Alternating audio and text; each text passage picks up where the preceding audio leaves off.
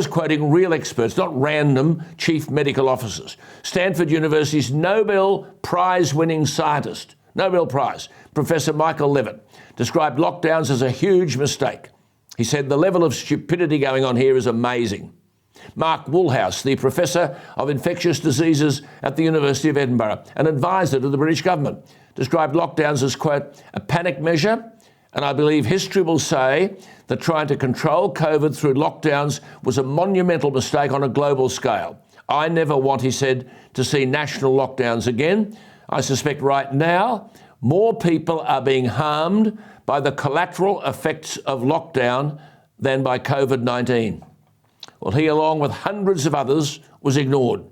The Stanford University professor and professor of epidemiology and population health, Stanford University, Professor John Ioannidis, said, amongst other things, the novel coronavirus is a serious threat. We need to prepare, not overreact. If the health system doesn't become overwhelmed, and here's the guts of it, he said, the majority of the extra deaths, now we're not even allowed to talk about this, extra deaths, I've never been mentioned. That's people who died as a result of the emphasis on the treatment of coronavirus, and they then missed appropriate treatment.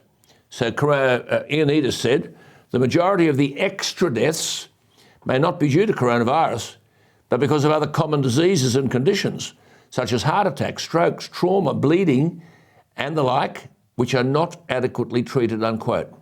Well, mugs like me made all these points, but it wasn't a comfortable position to be in. I stuck to my guns. I regularly cited hundreds of experts. So, here's my point. Imagine my astonishment today when I rose and I noted the daily press with headlines, quote, COVID response wreaked economic and social havoc. Another, pandemic response failed on all four fronts. Another, stop dallying and call a pandemic royal commission.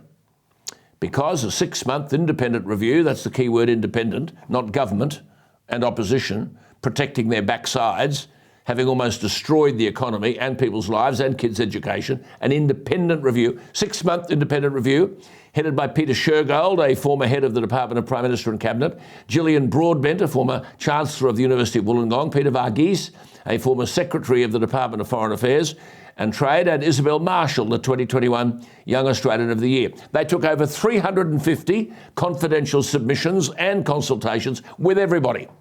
And they identified substantive failings in Australia's response, which failings included inequitable government support measures which exacerbated social disadvantage. Think of all those people locked up, like battery hens in Western Sydney and in Melbourne, many of them already facing social disadvantage, and this is this point, inequitable government support, which exacerbated social disadvantage.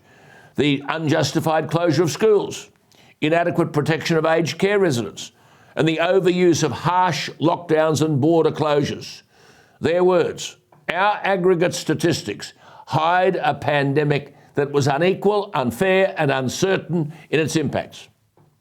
Now today, I'm not the only person calling for a royal commission. The Sydney Morning Herald editorialises, quote, the Herald believes a royal commission is needed to fully evaluate Australia's handling of the pandemic and calls on the Albanese government to order this without delay, unquote. Mind you, they weren't there at the beginning, but I'm happy that they've come in at the end. I have said that many times, but I've also said this, which I repeat, you won't get a royal commission because both government and opposition, federally and in the states, were complicit in the creation of the unequal, unfair and uncertain response. Politicians, remember, surrendered not a single cent. Many Australians surrendered almost everything, and they're just left to cop it.